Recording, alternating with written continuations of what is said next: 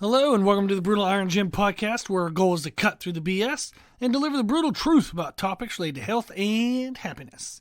Today's podcast number 1569. The topic is Q&A and the title is really long. So it's a long one, but I wanted to make sure it was something that people could understand and or find if they were searching for the title. So the title is Compensatory Acceleration Training, Lightweight with Maximal Force for Maximal Gains. So we're going to be talking about compensatory acceleration training. What the heck is that? Well, let's first start with the listener, the message that they sent in for this topic, and then we'll go in and kind of define everything and give you my thoughts. Okay, so they wrote compensatory acceleration training and how you can safely add in more volume at a higher intensity and easier to recover from. So that was kind of their suggestion. So compensatory acceleration training and how you can safely add in more volume at a higher intensity and easier to recover from. Their example is your max deadlift is 700 pounds. You can't pull 700 pounds every deadlift session, but you can apply 700 pounds of force to a sub-maximal loaded bar. Is this something that you believe in? Okay, so I'm going to explain this and then that'll make more sense, but I figured it good to do it in this order. I don't know. Let's find out. But compensatory acceleration training is also referred to as dynamic training, which is also referred to as speed work. So you'll hear it in all three ways, and that's essentially they're all meaning the same thing, is that you're moving lightweight with maximal force. And that would be like the term like sub-maximal weight load, which means like if I'm moving a weight that I could typically do for, let's say 5 reps, but I'm going to move it for 2 reps, but super fast, or if I'm going to move, say 70% of my 1 rep max for 2 really fast reps or 3 really fast reps. I can obviously do 70% of my 1 rep max for a lot more than 2 or 3 reps, but I want to move it with 100% intensity as aggressive as I would move a 1 rep max. So the idea is you move sub-maximal weights with maximal force. So I remember I was watching a video once from Westside Barbell, and there was a guy doing speed work on bench press. Now, people from Westside Barbell are very strong, if that's one hell of an understatement, but they're very, very, very strong athletes. And this guy was benching 405 for sets of 3, and he was so explosive, his upper back was coming off the bench when he would push the weight up. So he would explode off his chest so aggressively at the top that when he would go to slow the weight down, it would lift him off the bench. That was absurd. To see somebody benching 405 pounds so fast that the weight lifted them off the bench was absolutely nuts. But that is what speed work is, like dynamic training. It's moving super aggressively with submaximal weights. Now, the idea of that kind of training is it helps to promote explosive strength. So there force, mass times acceleration equals force. There's some kind of equation like that, and I can't think of it. I just heard it the other day. But acceleration is part of strength. How fast you can move a weight, it contributes towards how strong you are, because if you're moving a really heavy weight but you can move it quickly, you don't have to hold on to it as long, therefore you can be stronger. So acceleration, like how fast you can move, explosiveness is part of strength. So to build explosiveness is great for strength athletes. So anybody who wants to be stronger, whether they're an athlete or not, and then also athletes who want to build explosiveness. But explosiveness is super helpful. Now, some things that we want to keep in mind if we were to do this kind of work is it helps with technique control, technique awareness, technique development only if you use good technique. So there's a balance between moving explosively and moving explosively correctly. So if I'm so explosive that I'm just horribly out of position and using a million different muscles, that's not the idea. The idea is to move within a perfect pathway, but as fast as possible. The technique being correct is more important than the speed in which you move. And that can absolutely be forgotten or kind of, bastardized, as a term might be. When people try to do speed work, their technique breaks down and it looks like absolute crap. And they're like, well, I'm working on explosiveness. I'm like, no, you're working on injury. And it looks like you're doing a good job of it. So it's like you have to balance great technique and then be fast. But the great technique is absolutely more important than the speed. Now, some of the idea of this, as hinted in the suggestion for the topic, is that you can't lift heavy all the time. Well, what do you do in between the times you lift heavy? One of the concepts of what to do with like lighter days is compensatory acceleration training, meaning, okay, if I want to come in and do 90% for 4 singles on Monday, and then let's say, okay, well, rather than me waiting till the following Monday, and I might not even be nervous system-wise recovered to do like 90% for 4 singles again by the following Monday. But if I want to train on Thursday or Friday, still get 2 sessions in a week, how do I manage that lift? If I only perform, say, squats, only perform them when I am fresh enough to go as heavy as possible, I'm not going to be doing them very frequently, therefore I'm not going to get a lot of technique development. So the idea of doing lighter weights in between the sessions of bigger weights is you get more frequency within the lift and therefore you can work on technique more. Well, you would think, okay, well, if I'm coming in and I'm doing lighter weights to work on technique, that's kind of boring, and or what am I really getting? I'm only getting a little bit of technique practice. The idea of compensatory acceleration, moving the weight as fast as possible, as aggressive as possible, is, okay, I'm going to do the lighter weight. I'm going to get the technique practice, but I'm also going to build explosiveness. So the idea is you get more of a purpose out of lighter weight training.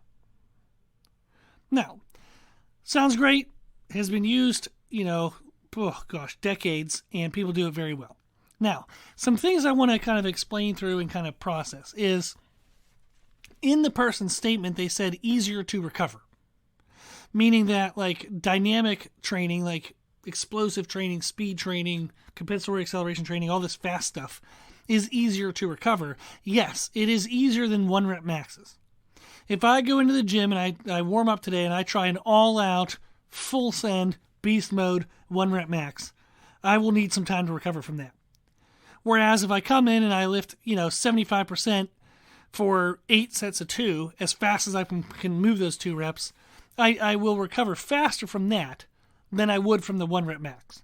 However, if we look at the spectrum of recovery demand, compensatory acceleration training is still a very high recovery need style of training compared to, say, mind-muscle connection controlled bodybuilding type movements. Bodybuilders will recover faster and therefore can train to higher volumes and more frequently than somebody who uses compensatory acceleration training. Compensatory acceleration training is still very, very demanding on the body, especially on your joints. It does work your muscles, but the real damage is on the joints, having to move that fast, that aggressive. Funny side note is my undergrad degree is in health and phys ed. And I remember when I was doing my undergrad, schools were kind of debating whether dodgeball was something that gym classes should still have. And I remember this one school I was at, they had these dodgeballs that weighed like 1 ounce. They were like these foam balls. And their idea was you could still play dodgeball, but it wouldn't hurt if you got hit in the face with the ball. What I was laughing at was how freaking horrible it was on the shoulder and elbow to throw something that had absolutely no weight. So imagine violently throwing your arm with nothing in your hand. So if you stood up, or whatever you're doing right now, you stopped what you were doing, and I wanted you to pretend to throw something, but throw it as physically hard as you can possibly throw it. You would do that and then be like, oh dear God, I think I just broke my elbow. So it hurt. And I was laughing because here they are trying to save these kids from getting hit in the face with something like they had decent weight, and yet they're wrecking their shoulders and elbows by making them throw this thing that had absolutely no weight to it at all. And that is something that you would notice and feel when you do compensatory acceleration training. So I've done multiple cycles of it. I've done all this stuff because I wanted to learn it myself.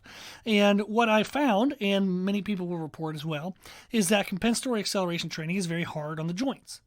So you can do it in spurts. You have to do it in correct weight loads. There has to be a lot of control around it if you want to do it well and not feel beat up from it. So it is easier to recover from than a 1-rep max. But in the grand scheme of things, it's not actually that easy to recover from compared to like bodybuilding style training. Okay. Now, something I'll mix in that achieves a similar goal but actually doesn't require a lot of recovery is isometric training, where you'll do something like you'll try to apply maximal force to an immovable object. So in our gym, we have squat racks made by Sorinex. They're 3-inch posts, square posts, with 1-inch holes spaced, I think, like 2 inches apart. And we have metal rods that we can slide through the squat rack, and you can put it at any height you want.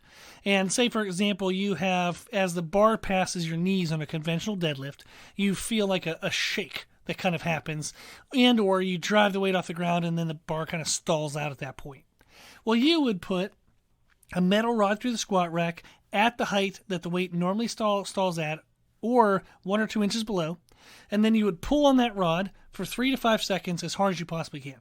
Our squat racks are bolted into the floor, so you're not going to pick them up. Nothing is going to move. You are going to pull on that bar, and you will die trying to pull on that bar, and nothing will move. So that's an isometric movement, an isometric contraction, is that you're contracting the muscles, but what you're contracting against can't move. Immovable object. Okay. Now, what that does is you apply maximal muscular contraction. So you'll get a very good high percentage of muscular contraction within the muscle fibers available within the movement you're trying to perform. So you get a very high recruitment of muscle fiber contraction. However, since nothing moves, there's not a lot of strain on your joints. Now, do your joints have some strain? Absolutely. But there's no movement. So you get a tensional loading by the contraction of the muscle tissue. So it does contract and pull against the connective tissue, but there's a lot less violence and damage because nothing is actually moving. So once it's all contracted, it just kind of stays there and tries to contract more and more and more, but nothing moves. Now, isometric training can be maximal intensity, but it has very, very easy recovery. Very easy recovery. Now, one of the ways that can be helpful is it teaches the body to have a greater recruitment of muscle fiber at that specific kind of position. Now, they've done a lot of studies and blah, blah, blah, blah, blah, and it's generally, like, you'll hear, like, not advice, but you'll hear people say that when you do an isometric contraction at whatever degree of bend in the joint, so if you're doing it, related to your elbow joint, whatever the bend of your elbow joint is, let's say it's at 90 degrees, you're going to get benefit plus or minus 10 degrees. So 80 to 100 degrees of bend, you will see contractile strength increase with an isometric pull, like an isometric contraction. Now, it's kind of one of those things where whenever I think of a deadlift, am I thinking of what percentage my knee joint is at and my hip joint is at and blah, blah, blah, blah, blah? No. What I'm thinking of is where in the deadlift do I feel like I'm going to die, and can I do an isometric pull at that point or maybe a little bit before that point? And that'll make it improve. So you do an isometric contraction related to the position in which you feel the weakest within the movement. Now, when you do that and you start blending it in and do it more often, 4 to 8 week programs, it does have a noticeable improvement. Now, that can fade away if you don't do it for 6 months. But if you keep it as a regular recurrence within your training programming, I have seen it with clients where it does help improve that weak point within their lift. So we use isometric contractions because they're easier to recover from more often than I would use compensatory acceleration training because it does have more of a demand of recovery for joints.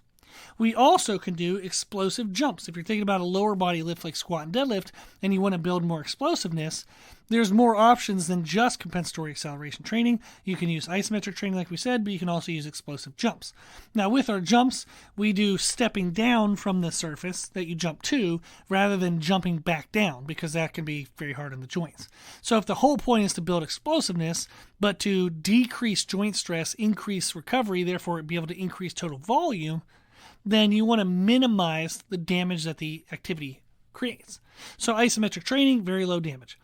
Box jumps, where you walk back down from the box rather than jump back down, very easy recovery, very low damage. So how I mix all this in, I actually just had a client do a program. They're working on conventional deadlift strength. We do our warm-up of shoulders, hips, and core. We talk about this all the time. But I think it's podcast 1112 is like a podcast for perfect warm-ups, or the best warm-up routine. You can find all of our podcasts on our website, www.brutalirongym.com. So we do a warm-up, and then we do box jumps blended with our deadlift warm-ups. Now, I change the box jump variation all the time. If somebody's doing a squat, I tend to have them start with a lower box jump starting position. So maybe like a seated box jump. They have to box jump out of a chair, something closer to like parallel. If they're doing a conventional deadlift, we do box jumps where it's either just a standing kind of vertical jump or a one step into vertical jump. We do a lot of variations. The whole point is just keep the body guessing and learning and adapting. Then they do that with the warm-up. So build some explosivity during their warm-ups. Then, with their more heavier weights, and we'll call this our working sets, I had them do isometric pulls in a squat rack where the bar was located like kind of mid-shin, like 2 or 3 inches below their kneecap. That was their weak spot in their deadlift. So they would pull on that bar for 5 seconds, which is eternity when you're pulling as hard as you can. Then within 30 seconds, they had to go do a single rep on the deadlift. We did a single rep at 75%. Then they would take like a break. They would do the 5-second isometric hold. Then within 30 seconds, they go into a single at 77.5%. Then we do the whole routine again at 80%, whole routine at 82.5%, then the whole routine at 85%. So their working sets were just 5 singles. One at 75%, 77.5%, 80, 82.5%, then 85%. But in between each of those, they did that 5-second isometric pull. Then week 2, we just added 5 pounds to everything. Week 3, another 5 pounds. And week 4, another 5 pounds. Now, that was when we were doing high volume work for their squat. So we were really trying to overreach on the squat and kind of bury their recovery. So we brought down the total volume of their deadlift, but we kept really good intensity by using box squats and isometric training, like the isometric pulls. So we got a really good boost in squat volume during that first 4 weeks. Then the second 4 weeks, we brought the volume of the squats back down to normal, which allowed for compensating return of recovery, so their strength would actually peak by week 4, and we pushed the deadlift. So we actually got a nervous system peaking moment at the end of the second 4 weeks, which allowed also for the recovery of the strength components and muscle components of the squat, which also then we took that strength peak and we actually applied it to deadlift rather than a squat. So we went from a previously tested 1 rep max of 565 to a 600. Now, at the time of testing, we assumed that they'd probably have a 585, but they smoked it. So we went ahead and went to 600, and they actually smoked that really well. But we stopped because we wanted to maintain safety and good technique quality. There was really no point in us trying a 610 or 615 if it was going to be super grindy or really negatively impact recovery. So we took the 600 and went with it and then just kept moving on in our programming. So what happened is this is a moment in which you can use lighter weights explosively to get progressions in strength.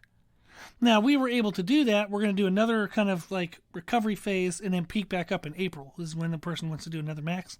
And, we'll definitely going to be over 600 because we could have been there now. But it'll be fun to see, are they at 620, 625? What can we get? And it was fun to kind of blend in explosive style training in order to increase strength while we were actually really pushing the strength in the first of the squats in the first 4 weeks. So the first 4 weeks we were really pushing squat. We did like sub-maximal volume of deadlift, but we did maximal intensity. So that way, in the following 4 weeks, when we allowed the nervous system recover and peak, we got a huge strength jump. So it was really awesome. So in this listener's kind of comments, they said at the end, is this something that you believe in? Yes. So I definitely do believe in speed work or maximal intensity work at lighter weight loads. But I like doing a blend of isometric pulls, box jumps, and then I do some compensatory acceleration training, but I believe that it can't be done that frequently because of the stress load on the joints. Now that all depends on a lot of factors. How strong is the individual I'm working with? The stronger they are, the less often we can do compensatory acceleration training, and the lighter weight loads we need to use. Now, the other part is if somebody's weak, that still actually is less often that you can use compensatory acceleration training because they need more heavy weights more often to build their strength. So there's kind of this sweet spot when it comes to who is best to use compensatory acceleration training with. It would have to be somebody who has very good technique, because they have to be able to have good technique doing the compensatory acceleration training. If their technique is really crappy at normal speeds, it'll be horrendous at fast speeds. So they have to already be good technique-wise at the exercise. Now, the other thing is it's like, okay, they have good technique. I know that they can control themselves well. Do they need to be explosive?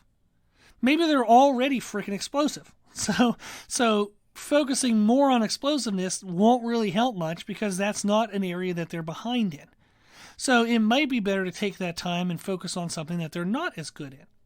You know, maybe they do a lot of basic heavy lifts and they've never done a lot of like Bulgarian split squats to build all those small little nuancy muscles within the hips. So maybe it's better to take the lighter day and do a bunch of weird, odd positions to strengthen a lot of the muscle fibers that are hiding in their big lifts because they only ever do big lifts. So if they're not a slow lifter, having them spend time doing compensatory acceleration training is kind of a waste of time.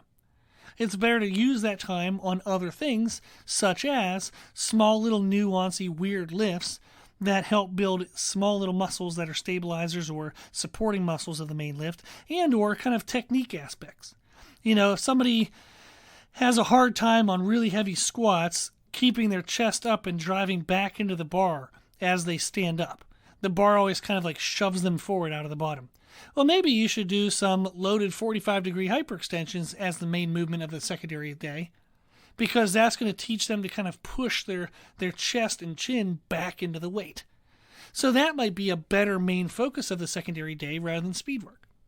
So it really depends on the individual is, okay, what do they need? When we're not working on 1 rep maxes, like maximal technique, maximal strength load, what do they need the most? And if it is explosiveness, freaking awesome. Then hell yes, do compensatory acceleration training. Absolutely. So a couple tips on like whenever I use it, how I use it with people is, number one is I typically have them do controlled eccentrics. I don't like them being super explosive and fast on the eccentric portion as well as the concentric portion, because you don't get a lot of muscle damage and muscle control. You get mostly just the joint stress without really any muscle aspect. So they're not going to build like small little nuancy tissues. They're kind of missing out on the whole muscle damage and muscle benefit. So using slowed eccentrics is actually really helpful. And then you still be ridiculously explosive on the concentric. So the eccentric is when the working muscles are extending under weight load. So that would be on the way down in a squat or on the way down on a bench press. So the opposite of the contraction. So the eccentric is when the working muscle is extending. The concentric is when the working muscle is contracting. So that would be the way up on a squat or the way up on a bench press. So the eccentric speed, I like doing half of a normal speed. For most people, that's like a 3 count-ish. So if I'm thinking of a bench press I want to lower, I would start and go 1, 2, 3, and that'd be at my chest. So 1, 2, 3. And then I would go up as aggressive as I could possibly go up. So using an eccentric speed, half the speed of a normal eccentric speed is super helpful because it increases muscle damage, muscle stress, which increases overall potential for the tissues over time. And then it helps with retaining good technique. So if somebody's doing back-to-back-to-back explosive lifts, they tend to, the secondary, like the second, third, fourth reps tend to get worse technique-wise. If you do controlled eccentrics, the technique maintains a better quality throughout the entire set. So I like those. I like doing slowed eccentrics. Then if you're using bands, a lot of people use bands when they do compensatory acceleration training. Use a minimal tension of band. Don't make the band so damn hard that the bottom of the lift feels like it's nothing, but the top of the lift feels like it's 1 billion pounds. So you want to use minimal band tension if you're going to use it. And then make sure you maintain the right intent when you do compensatory acceleration training. The weight you use is not the focus. Technique has to be perfect. Then you have to move as fast as possible. The weight, who gives a crap? As long as your technique is perfect and you're moving as fast as you possibly can, you use whatever weight allows those things. So one of the things, like two of the things that I look for is to have slowed eccentrics, that controls the technique, and then to listen for the clicks is what I've told clients before. What I mean by that is if you use metal plates and a metal bar, when you get to the top of a lift, if you're explosive, you'll hear it click. So the center hole of a weight plate is a little bit bigger than the size of a barbell shaft, because otherwise, how the hell would you get the plate on the shaft, right? so the like the shaft where the weight goes on, there's a little bit of wiggle room. There's a little bit of play. Now, if you're using competition plates, might not be any noise. But if you're using old school plates, when you get to the top of a lift, the plate actually lifts up against gravity and hits the barbell at the bottom of the plate hole. And then it falls back down and the top of the plate hole hits the bar. But you'll hear a click, click, like a click, click, click, if you do a very fast bench press. So that's a good way to figure it out. So put like 10-pound plates on a bench press, on a bar, and then just bench really fast. And you'll hear click, click, click, click, click, click, click at the top of every press. So I tell people is listen for the clicks. If you can't click the weight, then it's probably too heavy. So you want to use slowed eccentrics, which maintains good technique. And you want to be able to hear the weights click, which means that you're maintaining the right speed. Once you can't click it, you're probably moving too slow, meaning it's probably too heavy. So, compensatory acceleration training. Can you use it to increase explosiveness and speed? Hell freaking yes. People have been doing it for decades. So, yes. Absolutely useful. What you can also use is isometric training and box jumps when it comes to lower body lifts. So, there's a couple ways that you can move sub-maximal weights at maximal speeds to get better gains, to get better progress. So, I think that was super helpful. I hope so. But if you want to learn more about compensatory acceleration training, you can go to YouTube, and there's quite a few like resources that are really good. Like I know anything from Westside Barbell with Louis Simmons in it, talking about dynamic training. Yes, listen and do anything he tells you. There's going to be a ton of good information.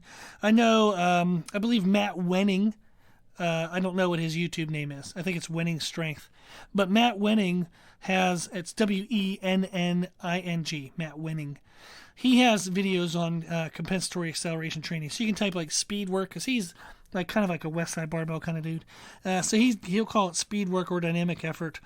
But he has good information. I know Josh Bryant, his YouTube name is Jailhouse Strong. He has really good information about speed work. Again, he's kind of one of those guys, like if he tells you something to do, just do it. Get the experience, learn from it.